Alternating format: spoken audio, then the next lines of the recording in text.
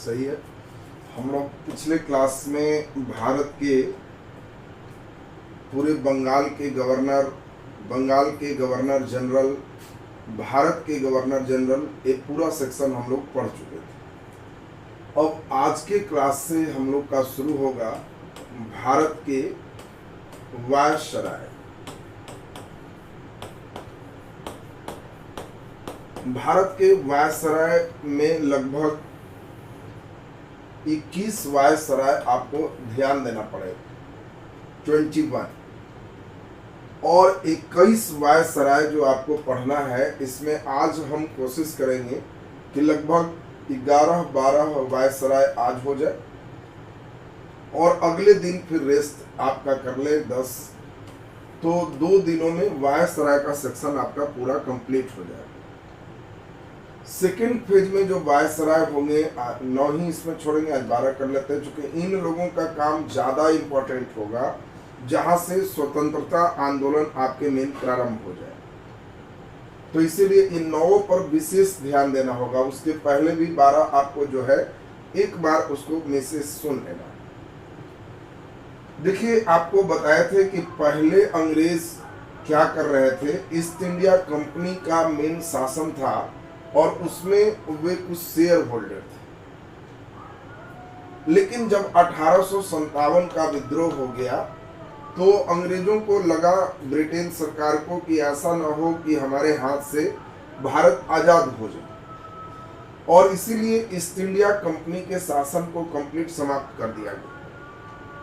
अब प्रावधान किया गया कि ब्रिटिश के जो राजा होंगे उसके सीधा प्रतिनिधि, रिप्रेजेंटेटिव इंडिया में होंगे। अब इसमें कोई ईस्ट इंडिया कंपनी की भूमिका नहीं होगी, और इसी कारण से ब्रिटिश के सीधा जो प्रतिनिधि है उनको अब गवर्नर शब्द नहीं कहा गया। और इसीलिए आपको ये ध्यान रखना है कि इस समय अब एक नया शब्द आया जिसका नाम है वायसराय। वायसराय अब एक शब्द आ गया। जनरली 5 वर्षों के लिए होता था, लेकिन किसी किसी को एक्सटेंशन भी मिलते रहेगा। कोई हार्ड एंड फास्ट नहीं था कि 5 साल हो गया तो फिर दूसरा नहीं देंगे। ऐसे सामान्यतः वायसराय 5 वर्ष के लिए ही बनते थे। प्रायः आप पाओगे कि लगभग लोगों का 4 साल 5 साल इसी के समय खराब काम किए तो 1 साल में भी हो गया, बीच में मर गया तो कोई कार्यवाहक हुआ, तो बीच में स्थिति बदलते रहा। लेकिन सामान्यतः 5 वर्ष के लिए वायसराय, अगर नॉर्मल रूटीन है तो लोग रहेंगे। थोड़ा सा बढ़िया काम है तो 6 वर्ष भी रहे हैं। तो अब जरा ध्यान दीजिए, वायसराय का अर्थ होता है ब्रिटेन के प्रतिनिधि, और इसीलिए ब्रिटेन के प्रतिनिधि का यहां से यहां एक पूरा अब दौर यहां शुरू होगा वायसराय के रूप में।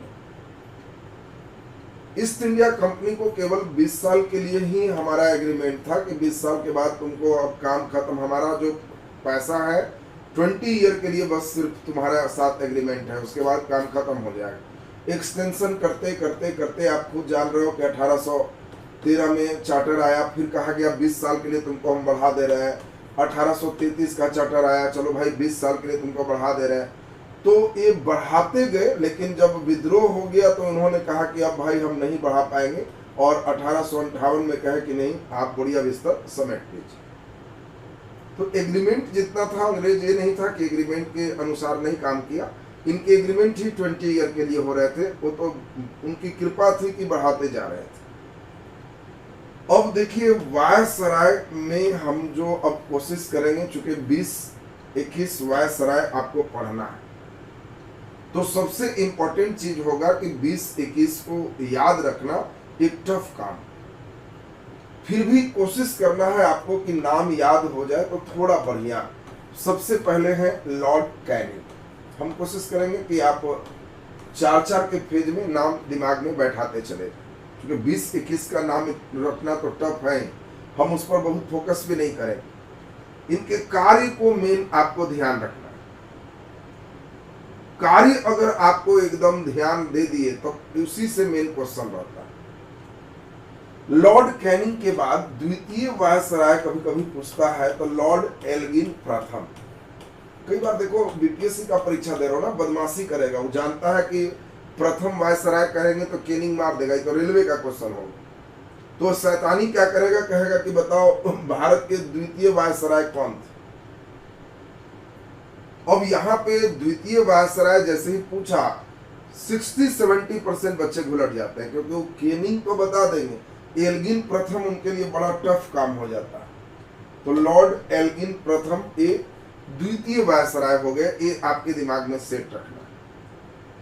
इसके बाद तृतीय हो गए सर जॉन लॉरेंस।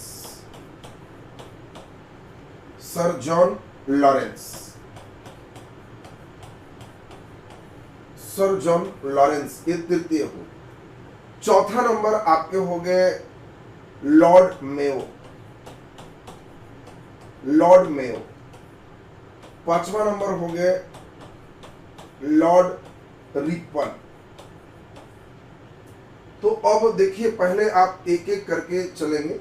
रिपन अभी नहीं, अभी हमको लगता है कि रिपन थोड़ा बाद ही आएगा। रिपन का फेस में तो जनगणना हो जाएगा। लॉर्ड मेयो के बाद नॉर्थ ब्रुक है, तो Lord Northbrook, Lord Northbrook 2, 4, 5। पहले 5 को हम चाहते हैं आपको एकदम दिमाग में सेट करें। बिल्कुल लॉर्ड लिटन, लिटन के बाद तब रिपन है, लॉर्ड रिपन। लॉर्ड रिपन के बाद हो जाएगा डफरिन। चूंकि आप जानते हो डफरिन के समय ही मेन, आप जान रहे हो कि डफरिन के शासन काल में ही भारतीय राष्ट्रीय कांग्रेस की स्थापना होगी। तो डेट आपका अपने आप बैठ जाएगा कि 1885 के आसपास में यही रहे। इसके बाद हो गया बिल्कुल लॉर्ड डफरिन के बाद हम लोग देखें तो लॉर्ड लेंसडाउन। लेंसडाउन, चलिए तो 2, 4, 6, 8, 9 तक आपको इसमें लगभग अभी कर ले जा रहे। लेंसडाउन के बाद फिर है लॉर्ड एल्गिन द्वितीय। लॉर्ड एल्गिन द्वितीय एक और कर लेते हैं, बस आज के क्लास में यहीं पर हो जाएगा। एल्गिन के बाद लॉर्ड कर्जन। 12 अगर करना है तो लॉर्ड कर्जन के बाद मॉर्ले मिंटो सुधार अधिनियम आएगा 1905 के बाद 9 वाला। मॉर्ले मिंटो हो गया तो लॉर्ड मिंटो ये द्वितीय हो गया। तो अब आपको चूंकि कर्जन के बाद मॉर्ले मिंटो सुधार अधिनियम आता है तो लॉर्ड मिंटो हो गया। तो आज के क्लास में हम ये 12 वायसराय आपको याद करवाएं। उसके बाद तब लॉर्ड हार्डिंग उसके बाद आएगा, क्योंकि हार्डिंग के समय आप जानते हो फिर बम पटकाएगा, दिल्ली राजधानी जाएगी, तो वहां पे फिर यहाँ से बाद आएगा। तो 9 अगले दिन के लिए रखेंगे। 12, 9, 21 सभी बच्चे को एकदम क्लियर करना होगा।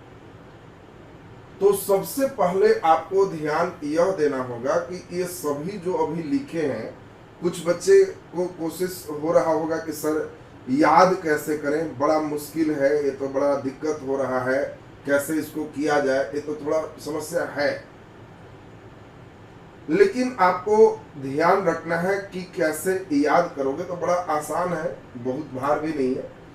वायसराय में ध्यान रखना है पहला नंबर कैनिंग। कैनिंग के बाद है एल्गिन, और एल्गिन के बाद है लॉरेंस, और लॉरेंस के बाद है मेयो। देखिए कैनिंग, एल्गिन, लॉरेंस, मेयो। अभी हम सब हटाएंगे तो आप खुद कहोगे कि हाँ सर एकदम याद होगी। उज्जवल जी लिख रहे हैं इस जन्म में नहीं होगा, बस अभी तुरंत हो जाएगा, जन्म छोड़ दीजिए, अभी तुरंत याद हो जाएगा कि सर ये तो 12 ही एकदम याद हो गया, हमको अब एकदम याद है, इसमें कोई समस्या हमको नहीं। और तब उसके बाद इनके वर्क को करें। कुछ नहीं है जी, कुछ नहीं है, जरा ध्यान दो। वायसराय जो है ना, तो उसमें ध्यान रखना कि वो काना आदमी था। अच्छा, तो काना आदमी एक आंख बंद करते हैं तो क्या है, उसको लोग कहता है लाइन मार रहा, तो कहना है काना है वो लाइन मार रहा था, बस ये लाइन ध्यान रखो तो 4 गो हो गया। काना तो कैनिंग, एगो तो एल्गिन, लाइन मार रहा था तो ये लॉरेंस, अब मार रहा था तो मैं हो। 4 तो तुमको ऐसे ही ठीक हो गया, जो तुम परेशान था 4 तो तुमको ऐसे ही ठीक हो गया कि काना एगो जो था ना वो लाइन मार रहा था। तो काना से ध्यान रखना है कि कैनिंग है, एगो जो है ना तो एल्गिन है, और लाइन से ध्यान रखना कि लॉरेंस है। अब मार रहा था तो कहना कि मेयो है। तो कहना कि सर 4 गो तो एकदम हमको ऐसे ही ठीक हो गया कि काना एगो जो था ना वो लाइन मार रहा था। तो ये तो भाई बदमाशी है, बदमाशी है भाई। ऐसे ही तुम बदमाशी करते रहोगे तो उसको क्या करना है, क्या करना है जो देख लो जरा ध्यान से। उसको करना क्या है, उसको नाथ देना है कि तुम ऐसे बदमाशी करेगा, नाथ करके और उसको लेटा लटा के रिबन से बांध के एकदम डफरा देना है कि तुमको सही कर देना। बस देखो एकदम यहां तक तुम्हारा सही हो गया। देख लो बड़ा आसान है जी, बड़ा आसान है। तुमको लगेगा कि वाह ये तो सब कुछ था ही नहीं, जो बच्चे को लग रहा था भारी है अभी देखो हम कैसे ठीक कर रहे हैं तुम्हारा, कहेगा कि सर एकदम ठीक ठाक हो। पहला 4 तो तुमको ऐसा ही याद हो गया कि काना एगो जो था ना वो लाइन मार रहा था। तो काना से ध्यान रखना है कि एक कैनिंग है, एगो था तो ये एल्गिन है, और लाइन से ध्यान रखना है लॉरेंस, और मार रहा था तो ध्यान रखना है मैं। अब देखो तो हम 4 हटा रहे हैं, तुमको एकदम सीक्वेंस याद है कि नहीं, देखो जरा दिमाग में सेट करो दिमाग में कि एकदम ध्यान दो कि हाँ एकदम याद हो गया। काना से कैनिंग, एगो से एल्गिन, और लाइन से हो गया लॉरेंस, और मारा तो हो गया मेयो। ये देखो तुम लोग सारे बच्चे एकदम देखो कह रहे हो कि सर 4 तो एकदम याद हो गया। काना एगो लाइन मार रहा था तो काना से केनिंग, एगो से एल्गिन, और लाइन से लॉरेंस, और मारा तो मेयो। ये देखो 4 तुम्हारा एकदम ठीक ठाक हो गया। फिर 4 सुन लो। ये बदमाशी करेगा रोड पर तुम, इसीलिए इसको एकदम नाथ दो तो नॉर्थ ब्रुक है, नाथ दो तो नॉर्थ ब्रुक दिमाग में एकदम सेट रहेगा। और नाथने के बाद उसको लेटाओ, बदमाशी कर रहा है तो लेटाओ, और लेटाने के बाद उसको रिबन से बांध दो। तो रिबन ध्यान रखना, नाथ दो, लेटाओ और रिबन से बांध दो, और एकदम डफरा दो, डफरिन, इसीलिए यहां पे आपको आ गया। तो देखिए जी 4 फिर आपको याद हो गया कि नाथ दो और उसके बाद लेटा दो और रिबन डाल दो, भी दिमाग में सेट रख सकना है। ऐसे रिबन से डफरा दो, दिमाग में एकदम सेट करना। तो चलो जल्दी से फिर 4 देखते हैं। उसको नाथ देना है और लेटा के रिबन से डफरा देना है। तो बस देखो चारों क्लियर हो गया। तुमको कहना है कि सर एकदम क्लियर हो गया, ये बदमाशी कर रहा है तुम, तो तुमको नाथ देंगे तो लॉर्ड नॉर्थ, एकदम देखो तुरंत हो गया लॉर्ड नॉर्थ। लेटा दो तो लॉर्ड लिटन, लेटा दो तो लिटन, रिबन से बांधो तो लॉर्ड रिपन, और डफरा दो तो लॉर्ड डफरिन। देखो तुमको फिर 4 हम कर दिए, डफरिन तक क्लियर हो। अब समझते हैं कि सारे बच्चे को 8 नाम तो एकदम क्लियर हो गया हो। कुछ नहीं करना है, एकदम अपने से बैठ के एक बार लिखोगे तो अपने से लगेगा कि सर सही में एकदम क्लियर हो गया। जो बच्चे को शुरुआत में हम 21 का 21 याद करवाते हैं, कोई बच्चे वाय सराय बोलेगा तो तुम कहोगे लाओ अभी 21 का 21 लिख सकते हैं, और तब तुम 21 का 21 कर दोगे तो लगेगा कि सर ये तो मजा आ गया, वाय सराय तो हम गर्दा उड़ा देते हैं। एक बार जब तुम 21 लिखोगे ना तो अच्छे की हालत खराब हो जाएगी कि इतना याद कैसे रखे हो। तो अब जरा ध्यान रखिए, एक बार हम समझते हैं कि 8 पहले हम सभी को चाहते हैं एकदम याद हो जाए, 8 सभी बच्चे को याद हो जाए। चलिए जल्दी पहला काना एगो लाइन मार रहा था, ये तो बदमाशी कर रहा था भाई, ये क्या बदमाशी है। तो उसको क्या किए, नाथ दिए और लेटा के और रिबन से डफरा दिए, तो 8 क्लियर हो गया। बोलो एक कैनिंग, और फिर उसके बाद एगो तो एल्गिन, लाइन से लॉरेंस, अब मारा तो मेयो, और फिर नाथ दिए तो लॉर्ड नॉर्थ, और फिर लेटा दिए तो लिटन, रिबन से तो रिपन, और उसके बाद डफरा दिए तो डफरिन। अब मुझे ये बताओ 8 तक एकदम क्लियर है कि नहीं, जल्दी पहले बताओ 8 तक एकदम क्लियर है कि नहीं। तब फिर 4 और करेंगे, 4 और करेंगे तो फिर होगा 12 का 12, ये आज के क्लास में हमें एकदम फिट होना चाहिए। चलिए वेरी गुड, सभी बच्चे का 8 एकदम क्लियर है। खुद से अपने से कॉपी पे लिखने का प्रयास करो, जल्दी जल्दी बिना देखे अपने से कॉपी पे पहले लिखो। वह सराय हेडिंग और पीछे में रफ में ही सही, लेकिन लिखो। जो बच्चे लिखोगे अपने से वो एकदम सही कर लोगे। काना लॉर्ड कैनी, एगो तो लॉर्ड एल्गिन, लाइन तो लॉरेंस, मार रहा था तो मेओ। उसके बाद अपने से कहना है कि नाथ दो लॉर्ड नॉर्थ, लेटा दो तो लॉर्ड लिटन, रिबन से डफरा दो लॉर्ड रिपन, और डफरा दो तो लॉर्ड डफरिन। एकदम देखो 8 तक सारे बच्चे का एकदम क्लियर हो। सीक्वेंस भी आपको देगा तो लगेगा कि सर एकदम क्लियर। अब यहां से 4 हम लोग फिर याद करने का काम करेंगे, और तब 12 आज के क्लास में हम टारगेट लेके चल रहे हैं। देखना है कितना बढ़िया एकदम। देखिए कुछ बच्चे लिखे, जो बच्चा मैं इतना ही जानता हूं, एक टैबलेट 3 दिन, बस परमानेंट जड़ से रोग खत्म। जिसको चाहिए कि सर एकदम याद हो जाए, परमानेंट हो जाए, तो एक टैबलेट 3 दिन है। जब फुर्सत में बैठिए तो कलम उठाइए, पन्ना पीछे, और अपने से मारना शुरू कीजिए एकदम। जैसे आज 12 की, अगला दिन 9 करेंगे, 21 का 21, 3 दिन तक लिखिए।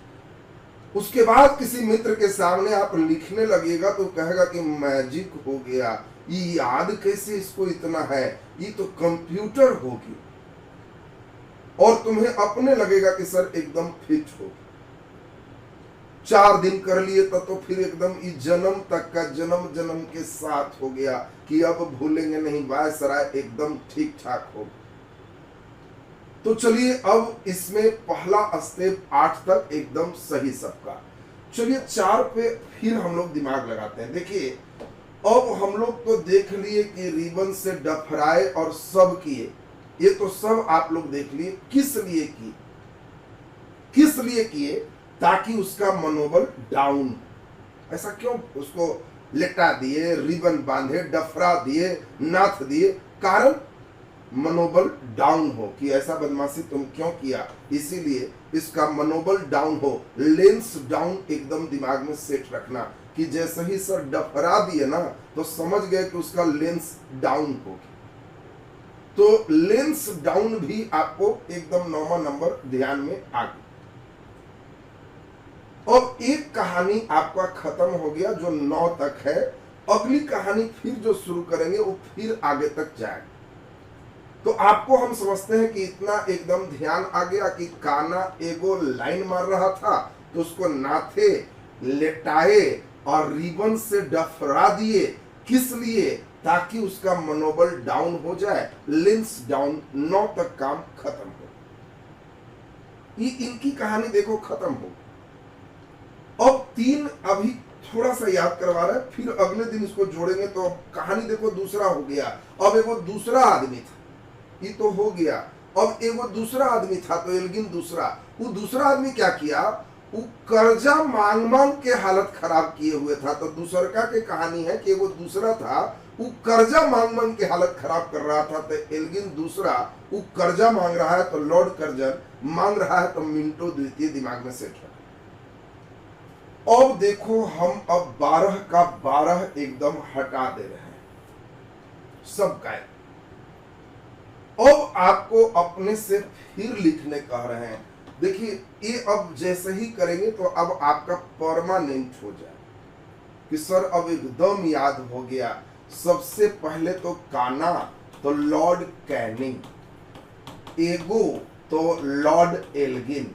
एकदम देखिए अपने से ऑटोमेटिक दिमाग में आपका बैठना चाहिए कि सर एकदम बैठते जा रहा है लॉर्ड एल्गिन। एकदम देखो दिमाग में अब आपका सेट होते जा रहा है। लाइन मार रहा था तो लॉर्ड लॉरेंस, मार रहा था तो लॉर्ड मेयो।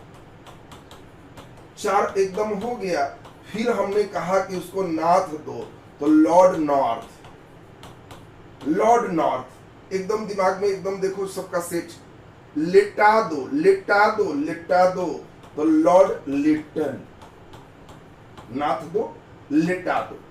ये दोनों बात आपको एकदम क्लियर। रिबन से डफरा दो तो लॉर्ड रिपन, और डफरा दो लॉर्ड डफरिन, लॉर्ड डफरिन। देखिए एकदम यहां तक सबका फिट हो गया। किस लिए भाई, किस लिए? ताकि मनोबल डाउन हो जाए, और इसीलिए लेंस डाउन, लेंस डाउन हो जाए, उसको डाउन कर देना है।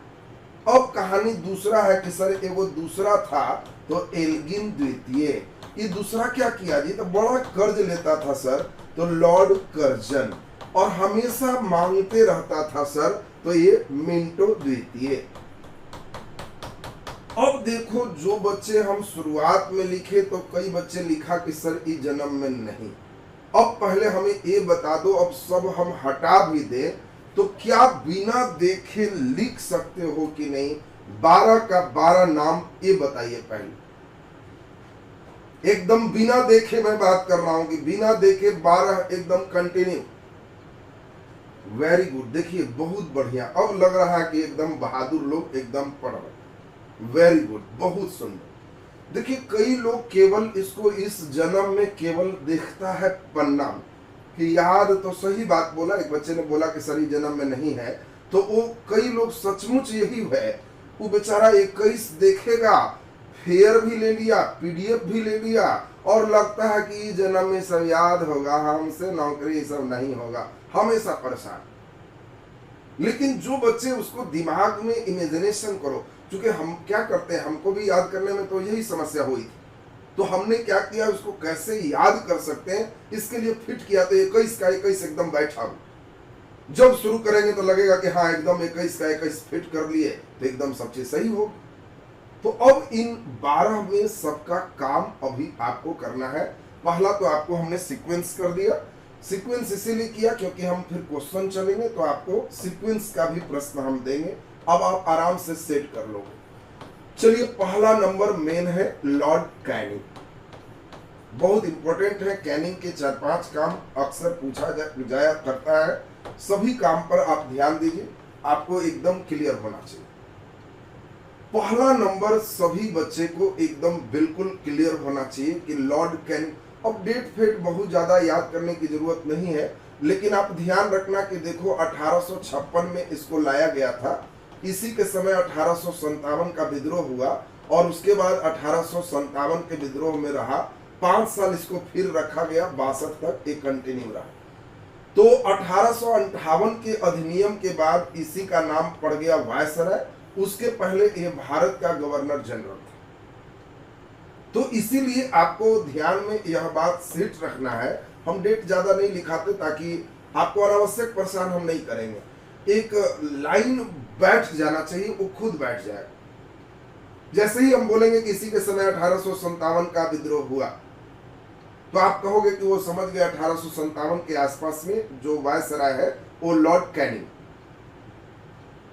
तो अब इसमें आपको सबसे पहला ध्यान रखना है कि यह भारत का अंतिम गवर्नर जनरल है। अंतिम गवर्नर जनरल है। हम सभी बात लिख देंगे ताकि तुमको बाद में आराम से अपने कॉपी पे लिखना। सुनने समय सिर्फ सुनने पर ध्यान, सिर्फ सुनने पर ध्यान दो, फिर बैठ करके अपने से लिखना। जितना अपने भाषा में लिखोगे उतना ही रिजल्ट के नजदीक पहुंचते जाओ। जितना झूठ मूठ के अन्ना पन्ना पीडीएफ के फेर में रहोगे, प्रिंट तो करा लोगे, उससे रिजल्ट के से हमेशा दूर होते जाओगे। इसलिए सुनो बढ़िया से, खुद से लिखना। दिक्कत होगी फिर देख के लिखना, इसलिए हम पूरा लिख दे रहे हैं। तो ये भारत का अंतिम गवर्नर जनरल। दूसरे बात आपको बताए कि 1858 में जो अधिनियम आया, उस अधिनियम के अंतर्गत ये वायसराय बना। तो 1858 से ये भारत का प्रथम वायसराय हो, यह भारत का प्रथम वायसराय बन गया। दोनों बात इंपॉर्टेंट हो गई। तीसरी बात एक सबसे महत्वपूर्ण है, समाज सुधार में जिस प्रकार 1829 में लॉर्ड विलियम बेंटिक सती प्रथा को समाप्त की, उसी प्रकार आपको बिल्कुल दिमाग में सेट करना है कि लॉर्ड कैनिंग ने भी 1856 में ही इस जब आया था उसी समय विधवा पुनर्विवाह, विधवा पुनर्विवाह अधिनियम ये लाया था। देखो, विधवाओं का पुनर्विवाह मतलब फिर से विवाह हो सके। 1829 में जब सती प्रथा का अंत किया गया, तो जब आप ही बताओ, सती प्रथा को जब अंत कर दिया गया कि सती प्रथा नहीं रहेगा, तो महिलाएं लोग लॉर्ड विलियम बेंटिक को गालियां दे रही थी। ये नहीं था कि राजा राम मोहन राय से महिलाएं बहुत खुश थी। बिल्कुल ईश्वर चंद्र विद्यासागर का प्रयास यहाँ पे कह सकते हैं, जैसे उधर राजा राम मोहन राय का प्रयास था सती प्रथा को अंत करने। अब आपके मन में भी आ रहा होगा कि सर महिलाएं गालियां दे रही थी, ये क्या बोले, ये तो इतना बढ़िया काम किया, तो महिलाएं गालियां क्यों दे रही थी भाई? पायल जी भी पूछ रहे हैं, तो वो मरना चाहती थी, तो बिल्कुल मरना चाहती थी। महिलाएं ऐसा नहीं था कि जबरदस्ती जलाई जाती थी, जानबूझकर जलती थी, जानबूझकर जलती थी। मन में आ रहा है क्यों? बहुत बढ़िया कारण सिर्फ एक था। उस समय के जो सामाजिक स्थितियां थी, उस समय स्थिति सिर्फ एक ही था कि अगर घर में पति मर गया है, दो ऑप्शन तुम्हारे पास है। पहली ऑप्शन है आप जोर जोर से रो क्योंकि पति मर गया है। पति मर गया है तो जोर जोर से रो, तो लोग और भी जुटेगा कि आज इसका हस्बैंड मर गया। दूसरा देखो कि पति मर गया है तो लोग जुटेगा, तो तुमको क्या करेगा, पति के लाश के ऊपर जिंदा बैठा देगा और जिंदा जला देगा। ये सती प्रथा है। दूसरा ऑप्शन भी था जिसको कई महिलाएं यूज करती थी। वो ऑप्शन क्या था कि जैसे ही देखो पति मर गया तो किसी को कुछ मत बोलो, पर्दा प्रथा था ही, एकदम पर्दा आहिस्ते से घुचो और आहिस्ते से एकदम चोटिया उड़ान फरार हो जाओ। ऐसे जगह चले जाओ कि मिले नहीं, भाग जाओ। वही बोले चोटिया उड़ान फरार, माने ऐसा जगह भाग जाओ कि खोजते रहे, मिलो नहीं। तो अब पति के लाश जलाने के लिए 1 दिन इंतजार होगा, 2 दिन इंतजार होगा, अब मिल ही नहीं रही है तो पति के लाश को जला दिया जाएगा। अब ये मिली नहीं तब तक पति लाश, उसका दाह संस्कार हो चुका है। अब उधर से 15 दिन बाद, 20 दिन बाद, 25 दिन बाद उधर से लौट के आ जाओ, तो इसको विधवा कहते थे। तो विधवा ऐसे रह सकती थी, अन्यथा विधवा तो रहेगी नहीं, वो तो लाश पे जला देना। तो आपके मन में ये आ रहा होगा कि सर मैक्सिमम महिला तो भागने के लिए ही सोचती होगी, चोटिया उड़ाने वाला, लेकिन ऐसी बात नहीं थी। मैक्सिमम महिला जलना ही चाहती थी कि पति के साथ जला दो। कारण क्या था? कारण था कि अगर लौट के जब आएगी 1 महीने बाद, 2 महीने बाद, तो तब तक शहर में चर्चा होगा कि उसका पति मरा नहीं था। उसका पति मरा नहीं था, पत्नी ही डाइन थी, वही खा गई है और खा के भाग गई। अब जो ये लौट के विधवा आई है, तो इसको अब विधवा नहीं कहा जाए, इसको लोग अब डाइन कहेगा कि यही अपने हस्बैंड को खा गई, यही सब चीज की है।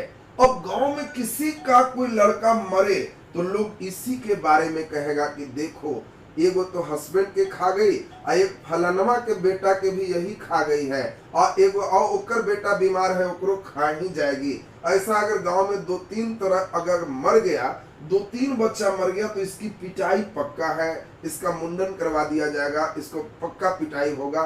आज भी गांव में तुम ऐसा देखोगे गांव में कि डाइन है, सुनने को आएगा आपको कि डाइन है। लेकिन सही बात की रियलिटी क्या है? अगर सही में डाइन रहे, किसी को पावर रहे कि देख के किसी को नजरा दे, तो समझते हो उसको पेमेंट करोड़ों में मिलेगा, लाखों में नहीं, करोड़ों में मिलेगा। मोदी जी रखेंगे 5-6 एकदम कि हमारा जो भी राहुल गांधी से लेके जो भी मेरा प्रतिद्वंदी है, जहां सभा करे वहां 20 डाइन भेजे रहेंगे कि एकदम ऐसा नजरा दो कि वही घोलट जाए, गायब हो जाए। और उधर से राहुल गांधी भी वैसा 18-20 को रखेंगे पावरफुल डाइन, ये मोदी को ऐसा नजराओ कि दाढ़ी सहित बेचारा वैसे ही घोलट जाए, उसको करोड़ों में पेमेंट मिलेगा। लेकिन ये रियलिटी नहीं है। आप खुद समझ रहे होंगे कि इसमें डाइन गांव में कौन होते हैं? जो सबसे कमजोर होते हैं, जिसका पति मर गया, बेटा नहीं है, गांव का कमजोर है, जिसको पीटा जा सकता है, मारा जा सकता है, उस बेचारी को ही तंग करने के लिए एक हथकंडा है डायल। गांव में तो आज भी किसी के यहाँ सांप भी निकलेगा तो कहेगा वही भिजवा दिया। और अब आप 1 मिनट की बात समझोगे तो इनकी स्थिति समझ जाओगे। अब ये विधवा जो भागी थी, कभी भी गांव में कोई बीमार होगा, कुछ होगा तो इसकी पिटाई होगी। इसी की पुतोह, इसी का पोता अगर बीमार पड़ा है तो पुतोह कहेगी कि यही ऐसा कर रही है, लगता है कि पोता के भी मार देगी। जब तक इस बेचारी का हाथ पैर चलता तब तक तो अपने से बना के जी खा लेती। जब बुढ़ापा आ जाता तो इस विधवा का जीवन नरक से कम नहीं था, नरक से कम नहीं था। इसको कोई नहीं पूछता और बेचारी भूखे प्यासे तड़प रही है। पानी भी कोई मांग रहा, अगर मांग रही है तो कोई देने नहीं जा रहा है कि जाओगे तो ये तुमको भी खा जाएगी। और इसके कारण ये बेचारी जब तड़प तड़प के मर रही है तो ये सीन गांव की कई महिलाएं देखे रहती, ये सीन गांव की कई महिलाएं देखे रहती थी। और जब उसका पति मर जाए तो उसके मन में दोनों ऑप्शन चलता था। एक ऑप्शन भाग जाओ, और फिर ये सीन याद आता था कि भागेंगे तो लोग मुझे फिर उसी तरह का बना देगा, उतना नरक का जिंदगी मैं नहीं जीऊंगी, उससे बढ़िया है मर जाना। जब पति ही चला गया तो इसी इज्जत के साथ हम भी मर जाए, वो ज्यादा अच्छा है, इतना नरक की जिंदगी हम नहीं जिएंगे। और इसीलिए लाश पर जिंदा बैठ के जलने की तैयार होती। तो अब आप बात समझ गए होंगे कि उस समय विधवाओं की स्थिति ऐसी थी कि जिसके कारण वो अगर चाहे भी कि हम भागे तो उसकी जीवन इतनी नारकीय थी कि उससे बढ़िया वो मरना पसंद कर रही। और उस समय राजा राम मोहन राय कहते हैं सती प्रथा पर रोक, महिला को मरने नहीं देंगे। अब बताओ, महिलाएं चाह रही है कि हम नरक की जिंदगी नहीं जिए। जिस विधवा को लोग डाइन समझ रहा है उससे क्यों विवाह नहीं करेगा? विधवाओं को हमेशा जिम्मेवार ठहराएगा कि ये एकदम अभागल है, ये एकदम ऐसा है, इसको एकदम नरक बना के लोग रख दे। और उस समय राजा राम मोहन राय कहेंगे कि अब कोई सती नहीं होगा। लॉर्ड विलियम बेंटिक कानून बना देगा कि अगर कोई महिला लाश पर कूद गई तो जितना भीड़ जलाने गया है सबको जेल में डाल देंगे। अब तो महिला एकदम छटपटा रही कि हम भी जलेंगे, और भीड़ पकड़े हुए कि ना ना ना नहीं तो हम लोग जेल चले जाएंगे। तो बाकी महिलाएं लोग हल्ला कर रही है क्योंकि ये सामाजिक नीति उसकी। और धीरे धीरे 1829 से 10-15 साल के अंदर इतना ज्यादा विधवाओं की संख्या हो गई कि उनकी स्थिति अब खराब होने लगी। तब जाके ईश्वरचंद विद्यासागर अपने इकलौते बेटे का विवाह विधवा से किए। समाज को दिखाने का प्रयास किए कि विधवा डाइन नहीं होती है, वो उसका दुर्भाग्य है, आप उसके जीवन में खुशहाली ला सकते हो। और इस तरह से विधवा के पुनर्विवाह अधिनियम 1856 में लॉर्ड कैनिंग ने पारित किया। तो अब आपको ध्यान दीजिए, लॉर्ड कैनिंग को फायदा क्या हुआ? आप भी अधिकारी बनेंगे तो आप क्या करेंगे, जहां पे पोस्टिंग होगा आप प्रयास करेंगे कि कुछ ऐसा काम कर दे कि यहाँ के गांव वाला मेरा नाम लेते रहे।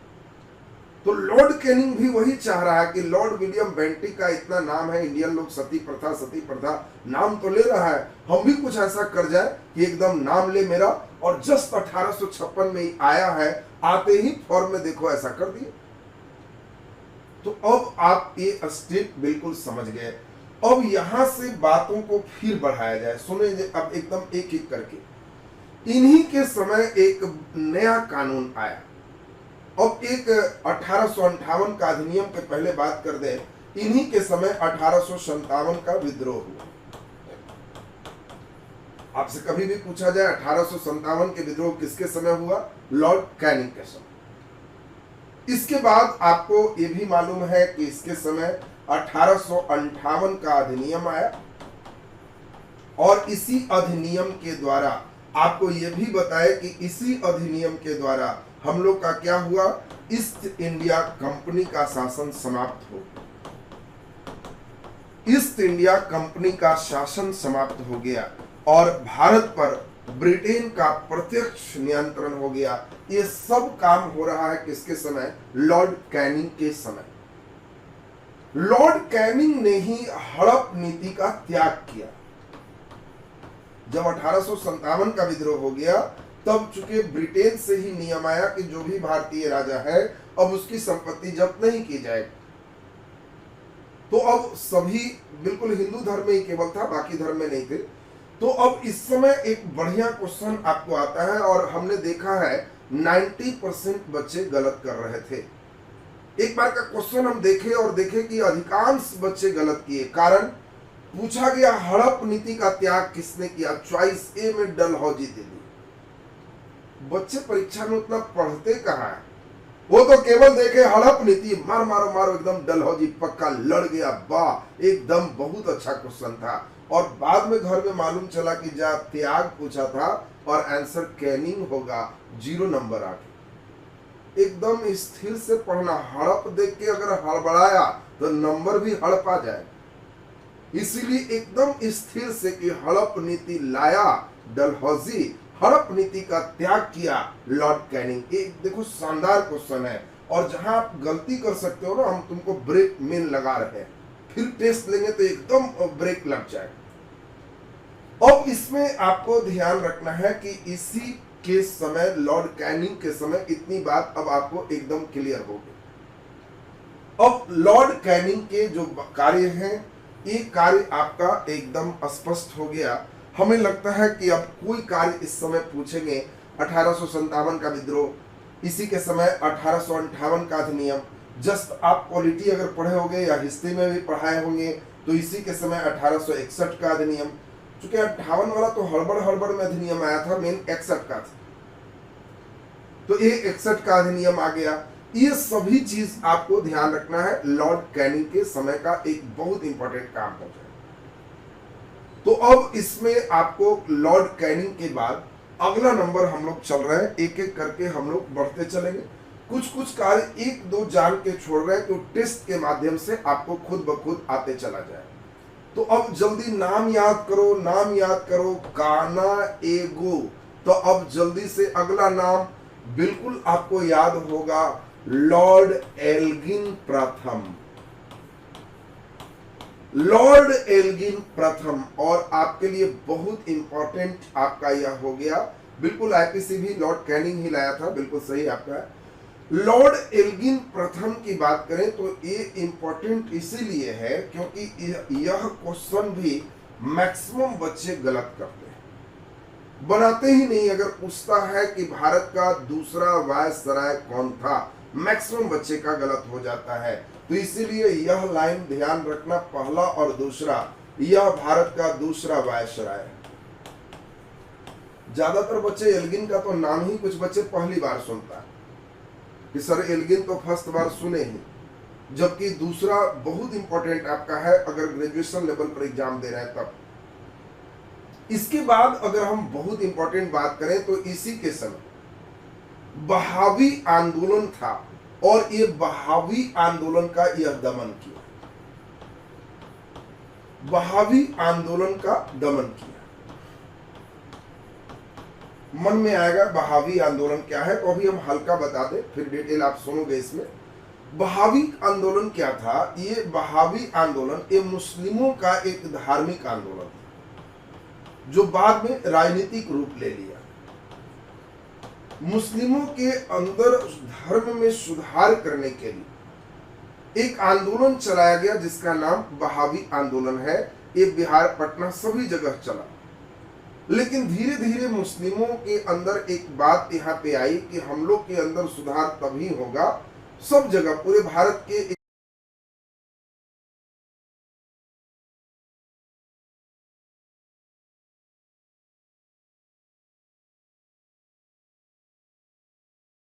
आंदोलन हमने अभी बताया कि ये मुस्लिमों के धर्म में सुधार के लिए आंदोलन, तो जहां भी मुस्लिम रह रहे हैं वहां पे ये बहावी आंदोलन जो है प्रभावित किया, चाहे वो पटना रहे चाहे दिल्ली रहे, सब जगह प्रभावित किया। तो अब इसमें मुस्लिमों के धर्म में सुधार के लिए जो आंदोलन चला, तो जब उन लोग एकजुट हुए तो उन लोगों के अंदर एक कंसेप्ट आया कि हम लोग तब तक अपने यहाँ सुधार नहीं कर सकते जब तक अंग्रेज को नहीं भगा ले, ये लोग हमको ठीक से बनने नहीं दे। और इसीलिए ये धीरे धीरे धार्मिक से राजनीतिक रुख जब अपनाना शुरू किए, अंग्रेजों का विरोध करना शुरू किए, तब लॉर्ड एल्गिन ने जितने भी वहाबी नेता थे उन सभी के विरुद्ध कार्रवाई किया और वहाबी आंदोलन को इन्होंने शांत कर दिया। तो ये वहाबी आंदोलन का दमन किसने किया, आपसे क्वेश्चन पूछा जाएगा, तो ध्यान रखना, लॉर्ड एल्गिन प्रथम। एल्गिन प्रथम चुके एक ही साल रहा और एक ही साल में अचानक इसका हार्ट अटैक से भारत में ही मृत्यु हो। तो जिस भी वायसराय का भारत में मृत्यु होगा आपके लिए इंपॉर्टेंट हो जाएगा कि उसके मृत्यु वाला सिस्टम याद रखना हो। चूंकि 1856 से 62 तक आपको लॉर्ड कैनिंग है और आपको बताए कि 62 के बाद ये आया है, एक साल रहा है, तो 1863 में ही इसकी मृत्यु हो जाएगी। तो 1863 में इसकी मृत्यु होती है और ये मृत्यु के जो जगह है उस समय पंजाब के हिस्से में ही हिमाचल था, तो कई जगह आपको पंजाब भी मिल सकता है, लेकिन मेन धर्मशाला बिल्कुल सही आंसर है। हिमाचल प्रदेश में जो जगह है धर्मशाला, ये जगह का नाम है, ये धर्मशाला हिमाचल प्रदेश में है और ये हिमाचल प्रदेश धर्मशाला में इसकी मृत्यु हो गई। तो अचानक लॉर्ड एल्गिन प्रथम हिमाचल प्रदेश में डेथ कर गए।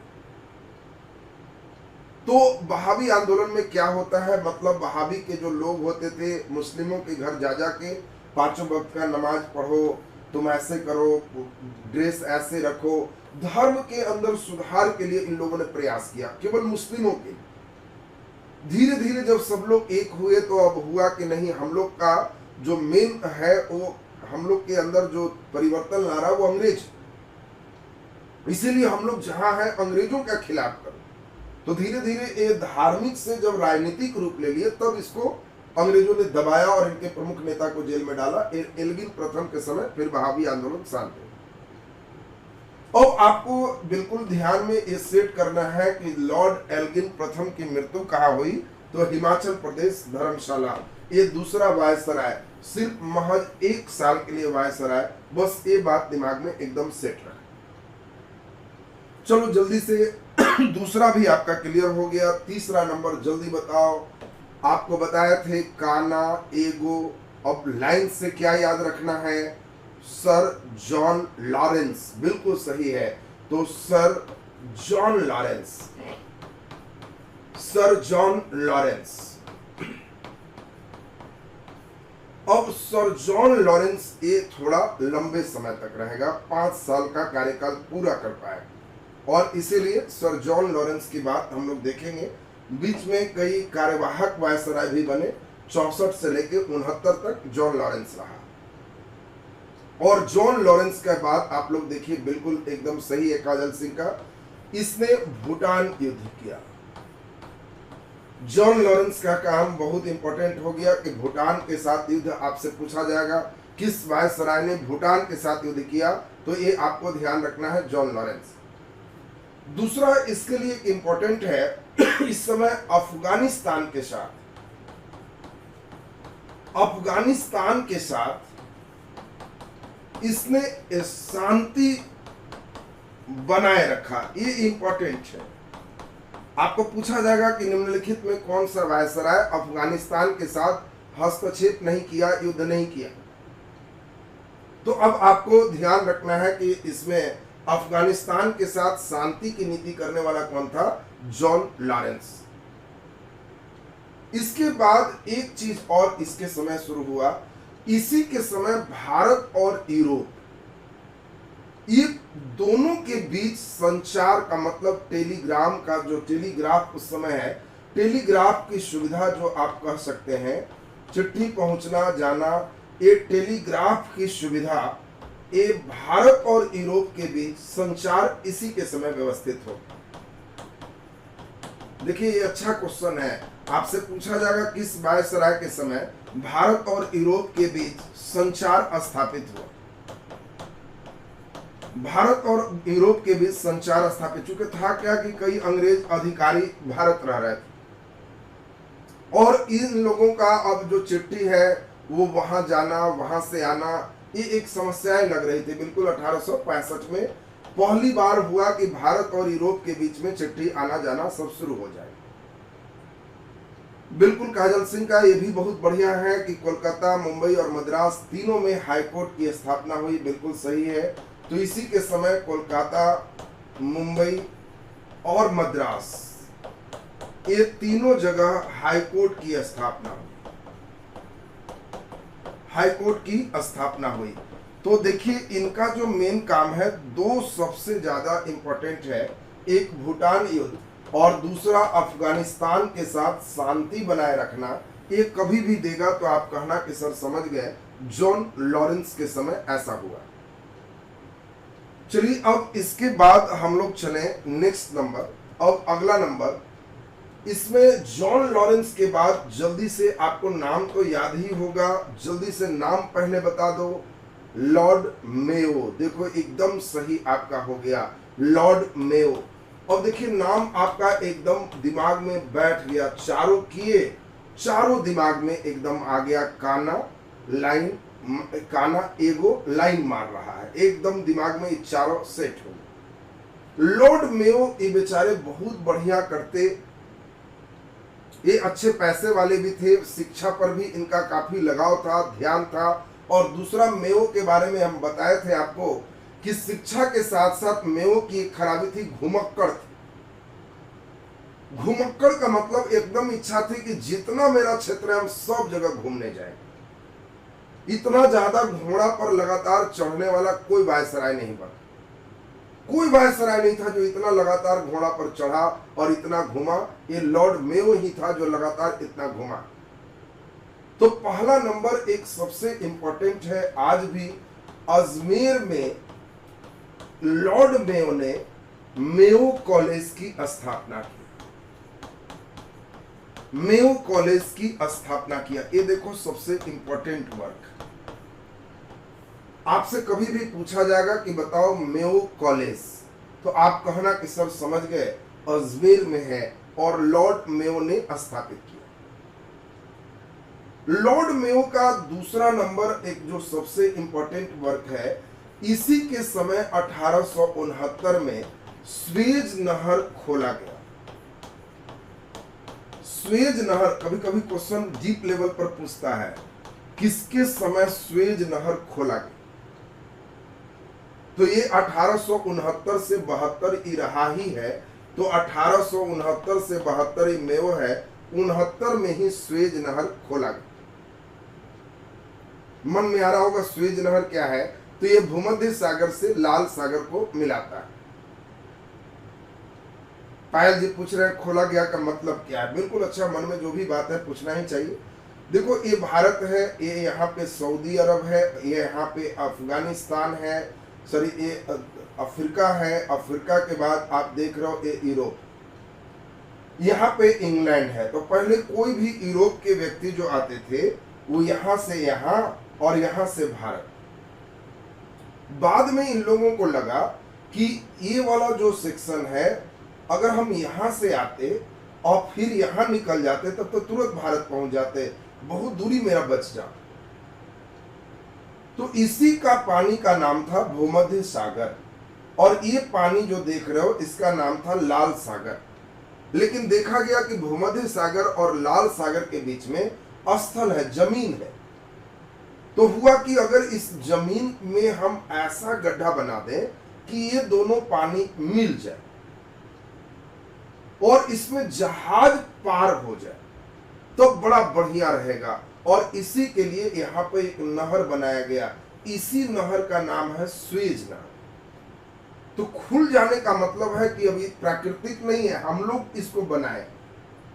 तो हम लोग इस नहर को बना के 1869 में ओपन कर दिए, खोल दिए कि अब कोई इतना घूम के मत जाओ, आओ इधर से शॉर्टकट पहुंच जाओ, सीधे भारत पहुंच जाओगे। तो स्वेज नहर खुलने का मतलब आप समझ गए कि व्यापार में काफी वृद्धि हो। बिल्कुल राहुल सिन्हा जी देखिए एकदम करंट अफेयर की बात बता रहा है। हाल फिलहाल में एक जहाज इसी नहर में फंस गया था, उसकी बात भी हम लोग करें। तो अब स्वेज नहर की बात आप समझ गए कि वो स्वेज नहर जैसे ही बोलेंगे तो आप कहोगे कि सर एकदम समझ गए कि इसमें इधर से ऐसे नहीं जाके अब ऐसे आना, और यह भूमध्य सागर और लाल सागर को जोड़ने का काम किया। और ये 1869 में खुल गया। इसके खुलने का मतलब हो गया कि व्यापार में काफी वृद्धि, चूंकि रास्ते अब बहुत शॉर्टकट हो। तो अब आपसे पूछा जाएगा कि बताओ स्वेज नहर किसके समय खुला, तो लॉर्ड मेयो के समय। दूसरा नंबर एक बहुत इंपॉर्टेंट है कि लॉर्ड मेयो चूंकि घुमक्कड़ प्रवृत्ति के थे, अभी ये एक बहुत अच्छा काम शुरू किए थे, और यह काम आप जानते हो प्रथम जनगणना इन्होंने ही शुरू किया था 1872 में। भारत में प्रथम जनगणना प्रारंभ किया। ये देखो बहुत इंपॉर्टेंट है, भारत में प्रथम जनगणना। आपसे कभी भी क्वेश्चन आएगा कि भारत में प्रथम जनगणना कब प्रारंभ हुआ, 1872। लेकिन ये नियमित जनगणना नहीं है जो हम लोग अभी कर रहे हैं। नियमित जनगणना जब आएगा तो रिपन की बात आएगी, वो 1881 के बाद से ये लगातार फिर जनगणना निरंतर चल, निरंतर जो जनगणना हर 10 साल पे अभी करते हैं वो 81 से चलना शुरू होगा रिपन के समय। तो इसीलिए अभी इसमें ध्यान रखना है कि चूंकि जनगणना करने वाला जो विभाग है वो गिनती का विभाग, सांख्यिकी विभाग, और इसीलिए सांख्यिकी विभाग की भी स्थापना लॉर्ड मेयो के समय। और तीसरा नंबर सबसे इंपॉर्टेंट अगला पॉइंट जो है, आप सभी लोग जानते हो कि इसकी हत्या कहां हुई है, जल्दी से आंसर। तो आप जानते हो कि कार्यकाल के दौरान ही, जिस समय वर्किंग चल रहा था, कार्यकाल के दौरान ही, ये साधारण चीज नहीं है, ये लगभग समझो कि राष्ट्रपति, और कार्यकाल के दौरान ही एक घूमने चला गया था अंडमान निकोबार, बिल्कुल कहानी सबको याद है, और वहां एक अफगान ने किस चीज से हत्या किया था, जल्दी मुझे बता दो, तब हम समझेंगे कि हाँ एकदम आपके दिमाग में बात है। किस चीज से हत्या किया, चाकू से, बिल्कुल सही, तब तो कहानी एकदम क्लियर है। कार्यकाल के दौरान ही अंडमान निकोबार में एक अफगान ने चाकू से प्रहार कर, चाकू से इसकी हत्या कर दिया। यह सबसे इंपॉर्टेंट पॉइंट है। आपसे आज अभी आप देखिए कि आज 2 व्यक्ति, बिल्कुल शेर अली नाम भी बताए तब तो और अच्छी बात, एकदम आप पक्का फिट चल रहा है। आपको बताया कि 2 वायसराय 4 में ही, 2 कार्यकाल में ही टपक गया। एक आपको टपका दिए हिमाचल प्रदेश में और दूसरा टपका दिए अंडमान। आपसे अभी पूछे कि हिमाचल प्रदेश में किसकी मृत्यु हुई, ये अभी जस्ट आपको किए, तो एगो का मृत्यु हुआ, एगो हिमाचल में मरा, तो लॉर्ड एल्गिन प्रथम, और दूसरा नंबर लॉर्ड मेयो। ये दोनों कार्यकाल के दौरान ही मरे हैं, भारत में इनकी मृत्यु हुई है, दिमाग में एकदम सेट रखें। तो ये पहले मुझे सारे बच्चे बताओ, आज जो 4 हम किए हैं, आज का हमने काम किया कि आपको 12 वायसराय का नाम याद करवाए और 4 का काम याद करवाए। पहले ये बताओ, इतनी बात एकदम मान के हम चले कि आपका एकदम क्लियर है, एक एक बात एकदम पचना चाहिए, घर पे ईमानदारी से इसको पढ़ो, पच जाए, एकदम फिट आप चल रहे हो। जो अभी डिमांड है ना, आप एकदम चल रहे हो, बहुत शानदार आपका चल रहा। और जो बच्चे इसको एकदम पचाते चलोगे, डाइजेस्ट करते चलोगे, आने वाला समय तुम्हारा है, बस इतना ही मान के चलो। तुम भविष्य के अधिकारी हो। आज से ही घर में एकदम अधिकारी के जैसा बैठना उठना, एकदम सोचना, एकदम हर समय सोचो कि हम तो अधिकारी हैं, हम कोई साधारण तो है नहीं, हम बहुत एकदम बड़े अधिकारी के रूप में हैं, और हमारा जीवन शैली उसी रूप में बीते। क्यों? हम मेहनत कर रहे हैं, इसी। एकदम इसको डाइजेस्ट करो, एकदम पचाओ, जिसका जो भी लक्ष्य है एकदम प्राप्त हो जाए। तो अब इसमें ध्यान दीजिए, आज के क्लास में हम लोग ये 4 का कर दी, अगले दिन इसको पूरा कंप्लीट करेंगे और 9 को फिर याद करवाएंगे, तो अगला दिन एकदम पूरा आपका फिट हो जाएगा कि सर एकदम से। एक बच्चे परेशान देख रहे हैं कि साइंस सर साइंस, परेशान नहीं हो बाबू, अभी आपके रिजल्ट मेन 3 चीज से होंगे। ये 4 चीज जिस बच्चे का क्लियर है, रिजल्ट आ जाएगा। एक उसमें है करंट अफेयर, दूसरा आपका है मॉडर्न हिस्ट्री, ये जो चल रहा है आपका, तीसरा है साइंस, और चौथा है बिहार स्पेशल। जिस बच्चे का ये 4 सही है उनका रिजल्ट पक्का पक्का आना है। बाकी हिस्ट्री, बाकी ज्योग्राफी, बाकी इकोनॉमिक्स पढ़ो मत पढ़ो, कोई मतलब नहीं। जान के इसको पोसे हुए हैं कि जैसे ही डेट आ जाए फॉर्म भरने का, कितना भी कम समय देगा तो आपको 2.5 महीना समय जरूर मिलना है जब से फॉर्म भरने का डेट निकलेगा, क्योंकि 1 महीने तो उसको फॉर्म भरने का ही तिथि रहे। उसके बाद उसको डाटा सरियाना, फिर सारे बाकी जगह अरेंज करना, सारे सिस्टम करने होते हैं। और ई अगर पहले पढ़ा देंगे ना तो भूल जाओ। दिल्ली से टीचर